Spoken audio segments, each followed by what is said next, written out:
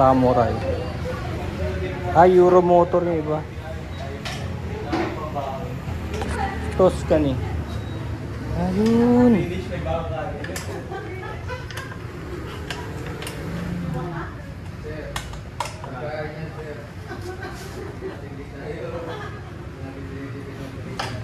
Malapit na, malapit na.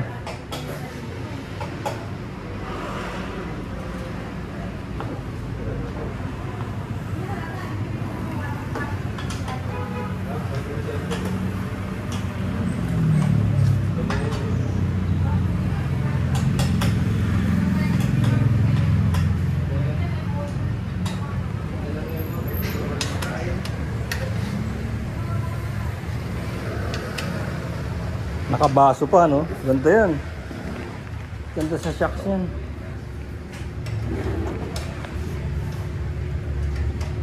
Filter nasa likod. Car.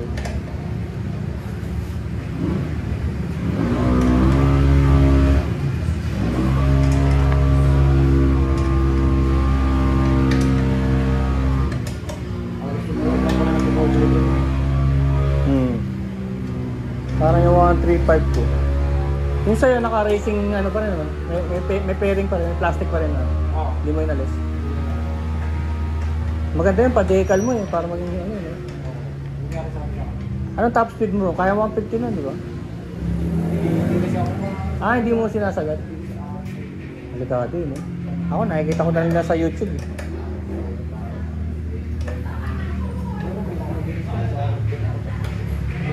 Pag city, oh. Bumibilis lang naman yan pagka tour na, yung malayo mo. Yung marami kayong iba-ibang CC, tapos hinahabol mo sila. Eh minsan nakakasabay ko mga big biker, yung mga iba rin nasa media. Oh, hahabulin mo eh, kasi yung gagawin mo, titignan mo lang sila sa kalye. Tapos hahabulin mo na, hindi mo na rin mapapansin na gano'n kakabilis. Ang nakakita na nung bilis ko yung camera eh. Hindi ko na rin tinitignan eh, kasi baka ma-aksidente ko. Maabot na pala ako ng mga gano'n, 130. Kakahabol lang sa kanila. Oo, ako wala pa rin akong ano, bingo na, bingo ka na. Dito ako rin. High school pa ako. Wara ako 175. Tuli nun. Maski yung macho, no? Nakakargahan kasi yun. Kasi nung nasa expressway ako, ay nasa ano ko, Maharlika Highway. Hindi ko mahabol yung ano, yung macho. At hindi, sabi ko, bang klase to ah. Ang lakas ng paanong ano niya. Ilan ba yung macho? 170 ba? 150 ba? Rosy macho yun. Kasi yung Barako 175 yung Kawasaki, di ba? Oo, tama. Rosy macho 175. Kaya siguro mabilis. Eh, naka 200 naman ako eh. Bakit? Di ba? Dapat mas mabilis ako sa kanya.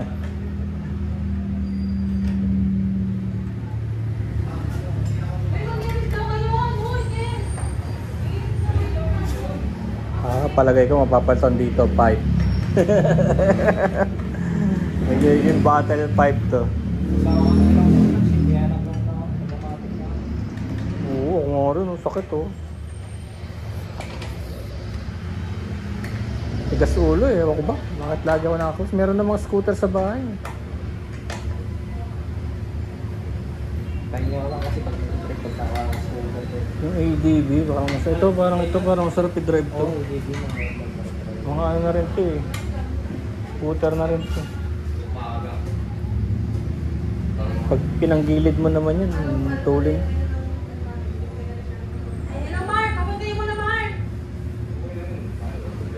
Sige, sabi ko kasi hindi ko makontak yung number ka ako eh. Sige, sige. I-angas mo na lang yung mga requirements ha, baka nasa kalimutan.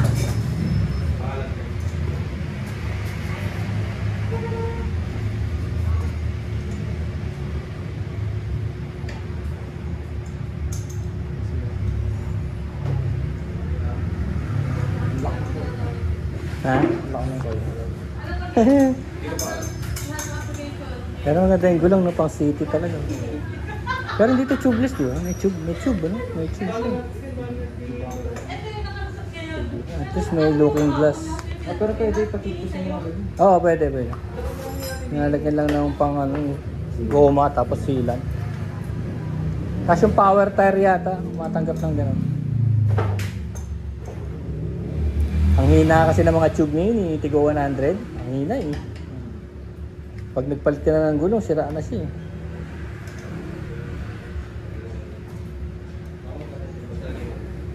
Parang meron pa yung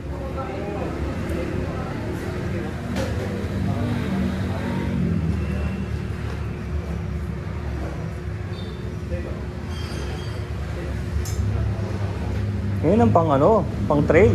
Oo. Euro. Maganda yun eh.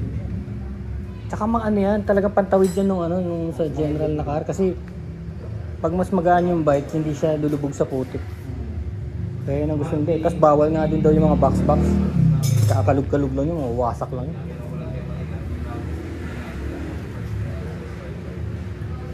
Yun, ayos na. Sarap ano. New bike, new bike. Saan ka ba sa Abito? Hindi, ano? General Ordonez Highway. Ordonez.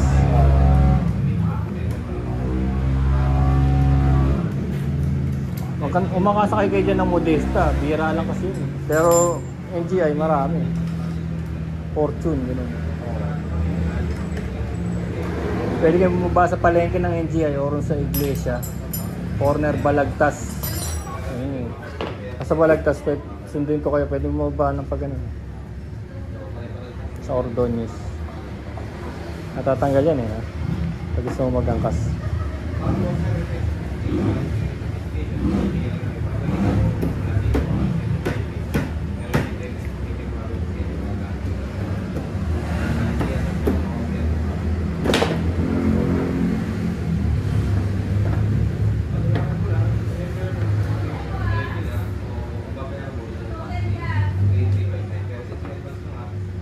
Bali, dadalhin mo rin to ngayon.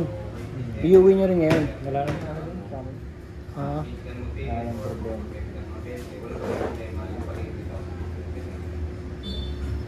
Wala ka lang siya kasi kung nagtatrabaho sa lugar. Oo, tsaka halata pa naman pag baguhan ka. No? Hindi, ang tagal naman na ako. Hindi yung sa mukha mo pag siya nagdala. No? Mapapanik yan. Kaya hindi pa siya napang-highway. Oo. Mapapanik yan.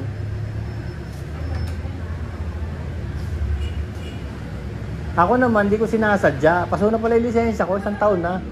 Saan pa ako nakakarating. Hindi pa rin ako na checkpoint. Nakita ko, nung tinignan ko lang yung wallet ko, walang nga, isang taon na palang wala. Eh kasi di ko lalawak 5 years, ngayon nga 10 years eh. hindi ko na rin titignan. Pag di ka nahuhuli, hindi mo na rin titignan. Pero grabe yun, 10 years. Tanong mo rin, makakapag-motor ka pa kakayanin.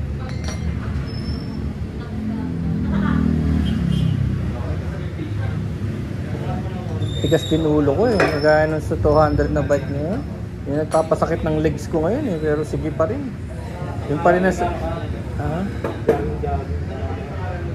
So... Oo. Yun lang naman, sumasakit yung motor ko lang sa 200 na yun. Pero sa 135 tsaka sa 110, pahinga ko yun eh.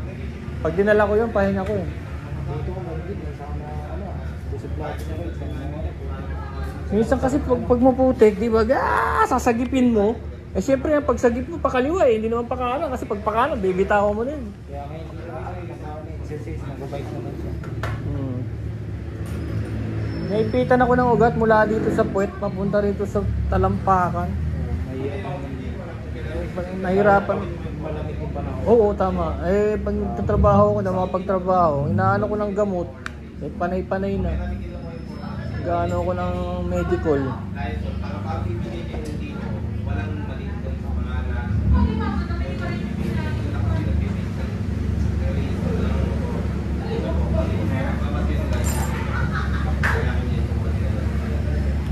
Yung isang na nabili ko, 135, ano yun eh. 25 lang yun. 4 bag yun. Ano nga yun eh, wala nga original na papeles yun eh. Xerox lang. Pero napaparehistro ko naman. Pwede naman pala yan. Pinakita ko muna sa kaibigan ko sa LTO. Sabi niya, pwede naman, wala namang alarma yan. Tsaka meron namang papakitang papel. Tapos kinostom ko nga ng gusto yun, kala ko hindi na rin papasa. Pumapasa pa rin. Kasi di ba, inano yung PM Vic? Parang, ang tawag doon, hinold ba yun? Hinold eh. Oo, hinold siya eh. Kaya pwede ka na ulit pumunta sa tabi-tabi. Hinold nila yung PM Vic ngayon eh. Ngayon, pumapasa siya eh. Super custom na. Hindi mo na ma-recognize sa original. At yung CB. Kaya lang yung pipe, binabalik ko sa original. Pagpaparesto ko, babalik yung original.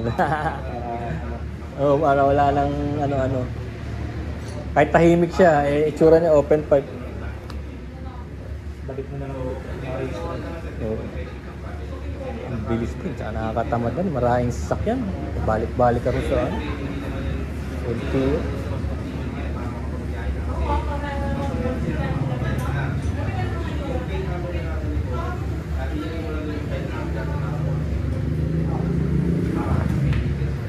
Halos na sinasabi sa akin mga picture ng ganito.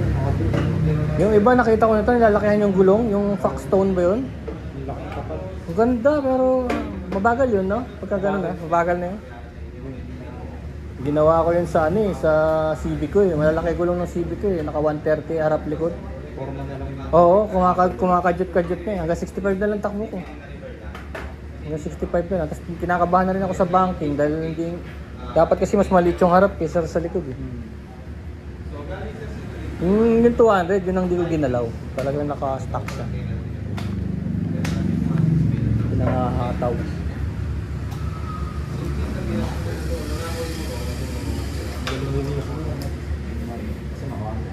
Nakalbukas na. Kaysa yung may cover. Meron yan dito yung sarang slider plate. Para sa bato. Nalagyan niya yan bago pa kasi. Pagka naibigan niya na mag-off-road, pero matagal pa siguro yun. Gagawin yun lang siguro. Kukumutan pa niya ngayon yan. No? Nalagyan ng unan. Tabi ka muna, tabi tayo. Anong namin niya? Parang bagong laruan eh. No? Sabagay, achievement mo yun eh, sa lahat ng paghihirap mo eh. Bilang working ano.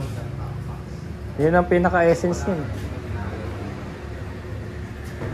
You know. Dan da da da da dan da da da da dan.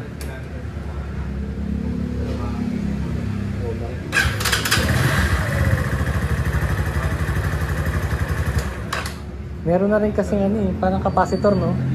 Kasi yung sa akin, walang kick yun eh, yung 200. Nagtataka ako, hirap yung nag-a-alarm na yung battery, pero kaya pa niya. Parang meron na siyang charge na capacitor. Parang extra. Oo, parang may capacitor siya. Hindi gaya noon, pag lobat-lobat eh, no?